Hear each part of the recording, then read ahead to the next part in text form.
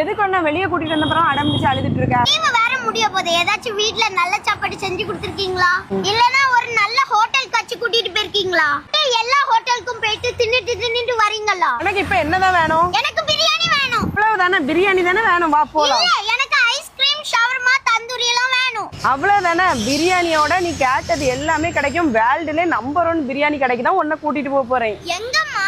வேற எங்க, நம்ம ஆசிப் பிரியாணி தான். அப்படி நீனா கூட்டிட்டு நாங்க போன இடம் தான் மார்த்தாண்டம் மேல் பம்மத்துல இருக்க ஆசிப் பிரியாணி. பொதுவா ஆசிப் பிரியாணினாலே பிரியாணி மட்டும் தான் ஸ்பெஷல் நினைச்சிட்டு இருப்பாங்க. பிரியாணியோட சேர்த்து மற்ற டிஷ்களும் இங்க ஸ்பெஷல் தான். பிள்ளையோட ஃபேவரட்டான shawarma, biryani, Japan chicken, Ceylon parotta எல்லாம் ஆர்டர் பண்ணிருந்தோம். ஆர்டர் பண்ண எல்லா டிஷ்ஷோட டேஸ்ட்டுமே சூப்பரா இருந்துச்சு. நியோனா ஒரு நாளுமே இவ்வளவு ஹாப்பியா ஜாலியா இருந்து சாப்பாடை சாப்பிட்டு பார்த்ததே கிடையாது. அவ்வளவு சந்தோஷமா என்ஜாய் பண்ணி சாப்பிட்டா. வேர்ல்டு நம்பர் 1 பிரியாணின்னு கரெக்டா தான் பேர் வச்சிருக்காங்க. அவ்வளவு ருசியா இருந்துச்சு பிரியாணி. ஃபைனலா ஸ்பெஷல் ஃபாலோட ஒன்னு ஆர்டர் பண்ணிருந்தோம். அதையும் நல்லா என்ஜாய் பண்ணி குடிச்சா. அங்கேயே ஐஸ்வேயோட பிரான்ச்சஸும் இருக்குது. ஐஸ்வேயோட டேஸ்ட பெரிய ஆளே விட மாட்டோம், சின்ன பிள்ளைகள் விடுமா, அதனால அங்க போய் ஆளுக்கு ஒரு ஐஸ்கிரீம் வாங்கி குடிச்சிட்டு சந்தோஷமா வீட்டுக்கு கிளம்பிட்டோம் மக்களே.